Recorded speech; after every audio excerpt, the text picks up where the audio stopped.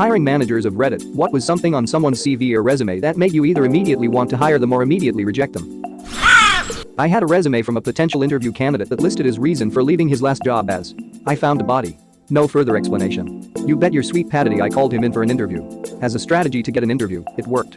The condensed story is that he found a body while walking the grounds at his job, checking to make sure all gated areas were secure and clear of debris. When he found the body, he called the police. He was fired because he broke internal reporting protocol. He was supposed to notify his immediate supervisor and not outside authorities. It was the supervisor's responsibility to call the police. I'm too angry about this. Some things need to skip protocol. Injuries and death should be emergency response first, then company response. You better have hired that guy. I worked for a local utility company in the call center, and one day I took a call from someone whose electricity had been shut off. The person calling was the customer's sister because the customer was on a ventilator on hospice, on her deathbed. I turned the power back on immediately, so the family could have what time they had left on their terms, and I got written up for not speaking to the customer to get permission to speak with the sister. If I didn't need the money so badly, I would have quit then and there. Also, they tried to make me carry a pager and be on call on my wedding day. Some companies are just evil, I have no other words for that. Sad. Someone sent over their CV written entirely in the papyrus font from Microsoft Word. May as well have gone all out and used windings. Was his email something like poolskeleton95@dash.com or something? Nah haha. Bonatrousel intensifies. Sans pick up your fucking sock. I was hiring for a very competitive role last year, and one guy, who didn't have the best real-world experience, added a single QR code at the bottom of his CV. I scanned it and it took me to an online portfolio, including a secure lab with simulations he'd ran, allowing me to test scripts he'd written and also play around in his lab environment. Honestly, I'd never seen anything like it. The guy got the job and has continued to be a great fit. I like this QR code idea, and I'm interested in the test scripts and lab environment. Can you share a little more about what all that was about? Yeah, we're a team of infrastructure and security consultants. The QR code directed me to his page where it asked me to confirm a few details and input some other information. An automated email then came through and allowed me to create credentials to log in. It was a basic H5 webpage containing various scripts and crawlers he'd created. There wasn't much relevant to what we did, but lots of PowerShell stuff, which makes our SNR leadership's tip a little moist. He also had case studies about migrations, which is something we do. The lab was against something he created himself and linked to an Azure backend that he paid for with his own money. It allowed me to use his scripts, edit them and run them on his lab, and allowed me to see how passionate he was about what he did. Guy is flying here now. That kind of tenacity is invaluable in IT. I had someone hand me a resume with the HTML code of a porn URL mixed in midway through. I guess he was watching porn while updating his resume and somehow dragged in a link. Guess he didn't proofread it. It was his porn. Wanted to give you an honest audition of his performance. Exactly, he thought they'd appreciate upfront knowledge of how good he was at taking it up the ass dry. Wanted to show he knows how to take one for the team? One resume read expert in indoor horticulture. Indoor horticulture was in quotes. Hired. I was tempted, but a source who knew this person told me in private, I know her, she will show up high every day. The job was pretty demanding, so it was a no. I didn't know what indoor horticulture meant until this comment. I received a resume from an applicant that included a letter of recommendation from his cat. The letter was hilarious and signed with a clipboard paw print. I thought it was great and wanted to bring him in, but the manager for the position wasn't as crazy about it. I guess the point is, humor in an application can work for you, but it really depends on the person. I totally would have hired that guy. LOL. Putting humor in there protects the applicant from being hired by humorless companies. Not saying they dodged a bullet here, but they at least ruled themselves out as an employer on that basis. The guy put his bench, squat and deadlift numbers in his personal skills section for a bar job. It spawned a long tradition of asking bartenders what they could bench when they applied for a job. So you're saying he set the bar for future applicants? Well, if the bar was looking for a bouncer, I could maybe understand trying to impress them by mentioning how strong they are. Or if they'll need to move kegs around. Hiring for retail. Two all-time favorites. Experienced at stocking the cooler. Responsible for closing paperwork after each shit.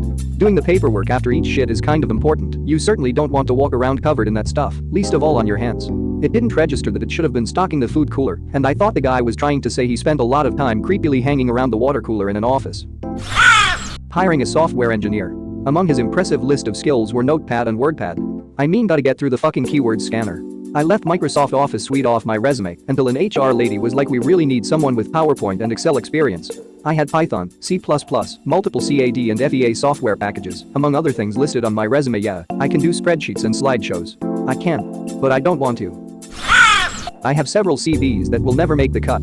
I keep them in a non-GDPR-proof binder hidden out of view. I work as an IT recruiter. Normal CV on the job site. Junior profile, 18 years old, just finished school. Pretty normal CV, except, at the bottom, he writes that he has a small dick and likes guys. The CV goes back and forth in the office. Eventually we decide to call him and ask why he put that on his CV. Turns out he had to make the CV for school, left his PC open, and one of his classmates thought it was funny to add that to his profile, a CV with a picture of a man in only his boxers. No headshot, just his abs, boxers and legs. We did not call the guy. Several CVs with people ranting against the government, religion or anything else. Obvious proof of mental disabilities. People writing things such as I will do the time for the crime I may or may not have committed. I haven't called any of them. Cover letters with the wrong company name on it. So many cover letters with the wrong company on it. Recruiters will forget to change your name when sending you an email. Applicants will forget to change the name when applying. We really need to get rid of mandatory cover letters. I'll still call them if their profile is decent. People being open about just putting their CV online so they can keep their unemployment benefits. At least they don't waste my time. I was working for a small digital agency, and we were looking for designers and illustrators, general multi-skilled creative types. The boss wanders in with a sly grin and a big folder. It was from a guy who wanted a job. I came over and he started flicking through it. Page after page of sexy cartoons. Lots of them furry type stuff.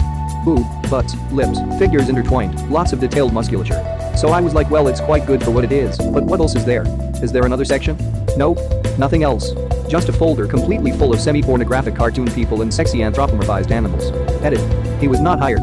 It wasn't because of the cartoons, it was because it was all just those cartoons. Would have liked to see some commercial applications of illustration, or something showing he could work the requirements, or a variety of work showing different styles. Also, this was 15-ish years ago. I had one application dropped off by the applicant's mother. She told me if you hire him, you probably shouldn't trust him with money. Update edit. I threw the application away after she turned around. I was hiring for a sales clerk position at my family bakery. Please tell me it was at a bank. Volunteer position at the local blood bank. I had a candidate who worked in counseling in the past, mostly with kids who had been through trauma. They had a line on their resume that said, expert in child kidnapping. I had to at least give them an interview because I understood the intent, but the wording was just hilariously unfortunate. Edit. For those seeking clarity, he was an expert in kidnapping cases. No, he didn't get the job. Nice guy, but not a good fit for the role. I took the honest route on my resume and wrote no skills in child kidnapping, but willing to learn. Guy submitted a resume claiming to be a ghostwriter for a local college. In lieu of a college degree, he listed the units he wrote assignments for and the average grades his clients got. Good lord, I actually was a legitimate ghostwriter for a few years. An agency would pay me to scout locations in a remote town and write detailed descriptions of the things to see, visit, do, etc. They'd pass this on to travel sites whose writers would add their personal touch and make it about their visit to those locations. I never added this to my resume. Mostly because I don't apply to travel-related positions, but how the hell do I even include that? I work at an escape room. We once received a resume that consisted in a web page address protected by a password and 3 well-crafted riddles that we had to solve to get the password.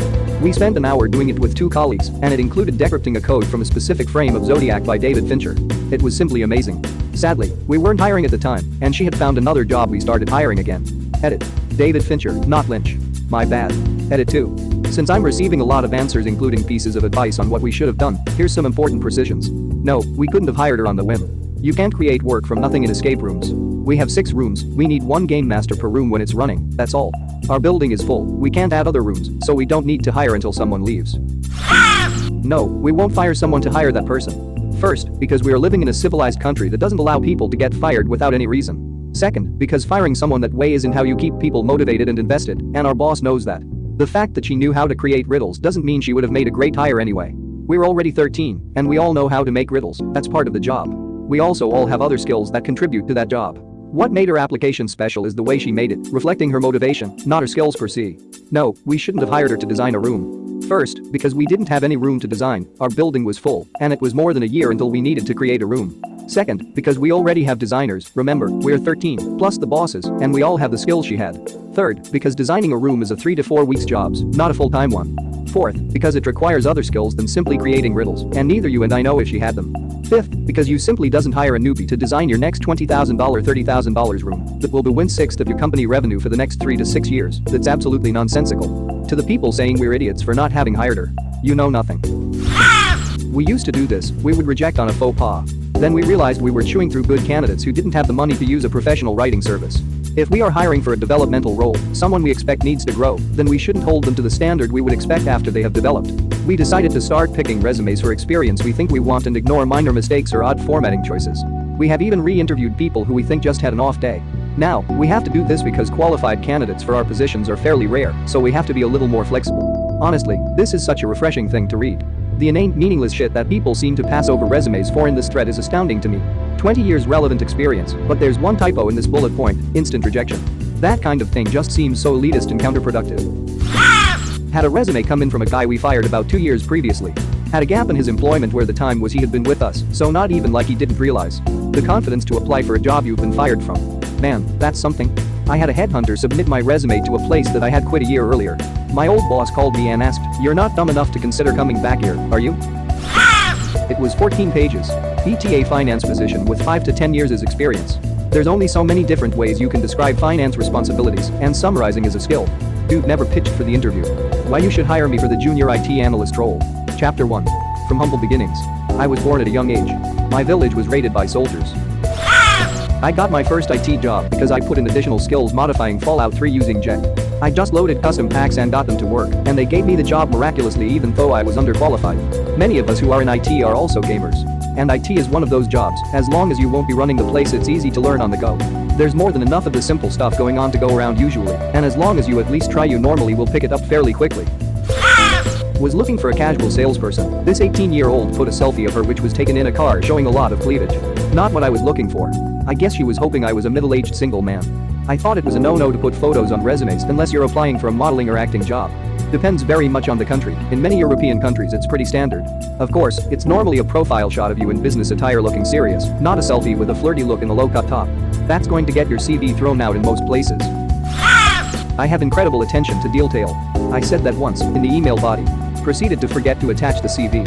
I'd be happy to attend the interview on Wednesday. The third Wednesday was the 5th. They never said it was this month's Wednesday. Now who is not paying attention? Huh. Shows up 3 years later on the date he specified. 24 pages, IT management profile. 5 pages was his CV. 19 pages was meticulously explaining every project he had done in his 40 years of experience. All the way back to before I was born. The minimum these days for an entry-level position, 40 years experience in a programming language that only came out 15 years ago. It's all just a big game. They ask for insane requirements. People give them insane skills lists. They know they are asking too much, and everyone is lying. The people hiring know that are stuff the hell out of the CVs. The insanity is that the people with the genuinely good skills list get lost, and so hiring is still rolling a dice. How it's so fucking broken I don't know.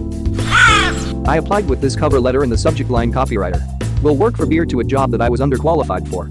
It caught the eye of the headhunter for the ad agency and was enough to get me an interview. Shortly after that I was hired and ended up working there for a few years. I remember writing that letter and feeling frustrated because I wasn't hearing back from any of the places I was applying, so I said, fuck it, I'm gonna write one that is more me. However, this probably wouldn't work everywhere, but it fit the culture of the agency. Plus the job listing said that I would be working for beer brands as clients, and that free beer was a perk of the job. I think the part where you said you'll work for very little money got to them. I think it is more that it shows he read the ad plus the job listing said that I would be working for beer brands as clients, and that free beer was a perk of the job. And shows that he at least has some sense of humor, and in a people-related business, that means a lot. Ben Stein may know more about the topic than anyone on earth, but you'd never hire him for that. Bad emails. When interviewing for a professional position and your contact email is 69 smock a girl 420, blazing it a terrible way to start the resume. Right? It's free to make as many emails as you want.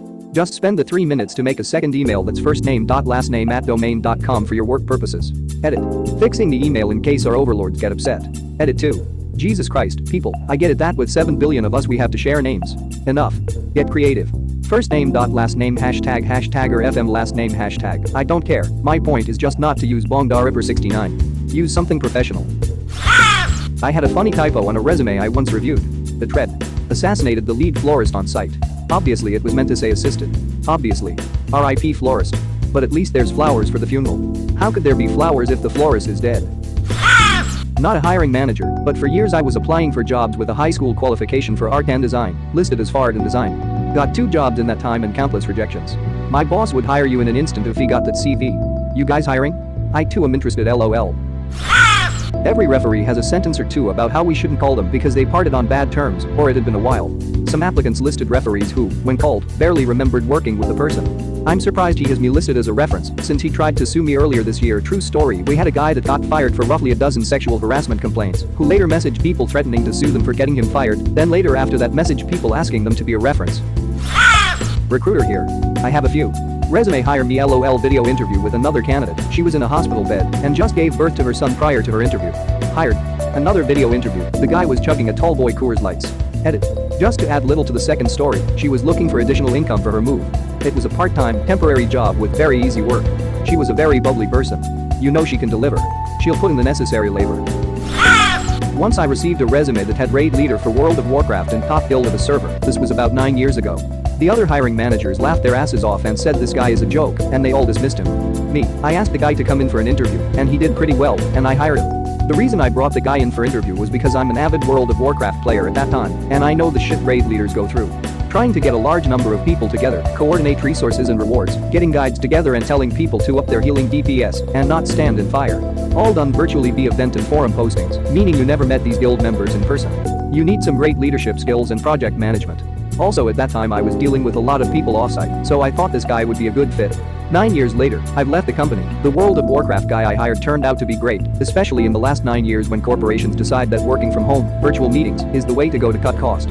His skill set as a raid leader translated very well with remote project management and is now the manager of the hiring managers that laughed at his resume.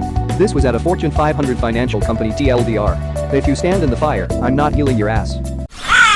Thank you very much for watching. Don't forget to subscribe and like this video. Tell me what you dislike or love about this video, so please comment below and hit the bell icon so you're notified anytime a new video is released.